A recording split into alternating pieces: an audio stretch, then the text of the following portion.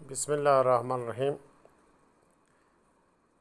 ہمارا عدالتی نظام میں بعض کیسوں میں سال ہر سال لگ جاتے ہیں، اور بالخصوص قبضہ مافیا سے اگر آپ کو اپنی جائیداد چھڑانی ہے، پلاٹ چھڑانا ہے، تو اس کے لیے 15-20 سال بہت معمولی عرصہ ہے۔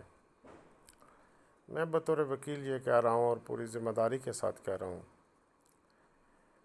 اور بے شمار میں اس پہ آپ کو واقعات سنا سکتا ہوں۔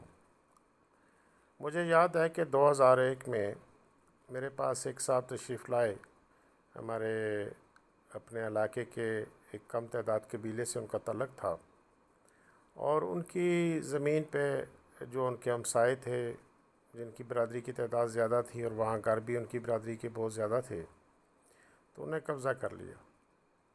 اب قبضہ چھڑانے کے لیے انہوں نے سول کورٹ کا رخ اختیار کیا، اور سپریم کورٹ سے بالآخر انہوں نے اپنے حق میں فیصلہ حاصل کر لیا۔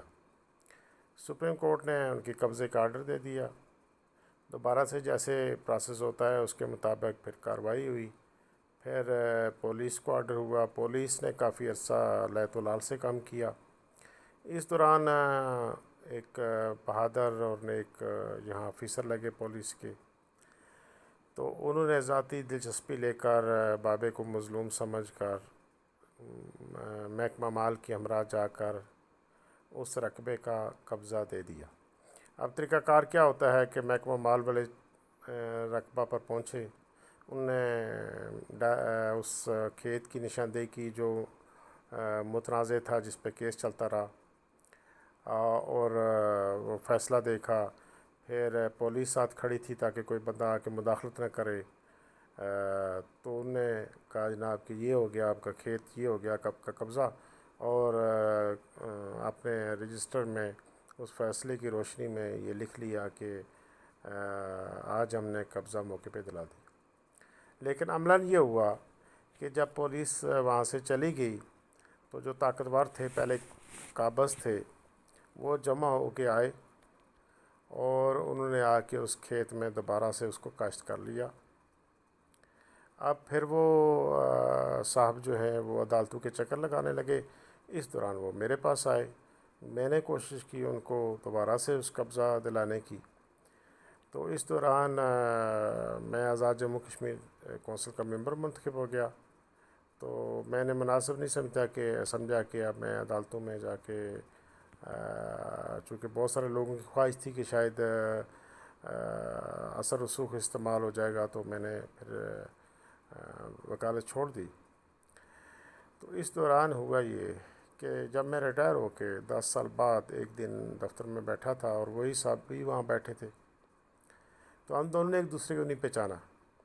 میرے آواز میں بھی اور میرے چہرے میں بھی تبدیلی ہو چکی تھی، اور وہ پہلے سے زیادہ بوڑھے ہو گئے تھے اور کمزور ہو گئے تھے۔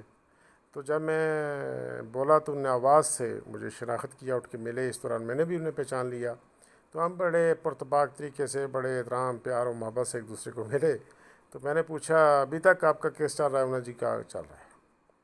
تو بہرحال پھر کوئی 1-2 سال بعد وہ فوت ہو گئے، اور اس طرح سے ساری زندگی ان کی عدالتوں میں اپنے رقبے کے اصول کے لیے گزری، لیکن انہیں ان کی زندگی میں قبضہ نہیں مل سکا۔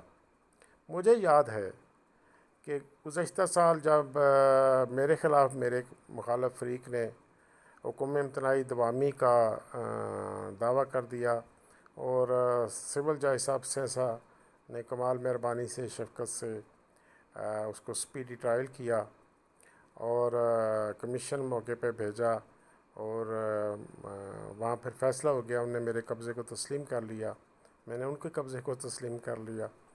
تو اس طرح سے 2-3 مہینوں میں وہ فیصلہ ہو گیا۔ تو جو میرے دوست، میرے کولیگ، میرے بھائی عزیز جو میرے مخالف وکیل تھے، وہ کہنے لگے کہ آپ بڑے خوش قسمت آدمی ہو۔ یہ کورٹ میں انہوں نے کہا آپ بڑے خوش قسمت آدمی ہو، ورنہ یہاں تو پوتوں کو جا کر قبضہ ملتا ہے۔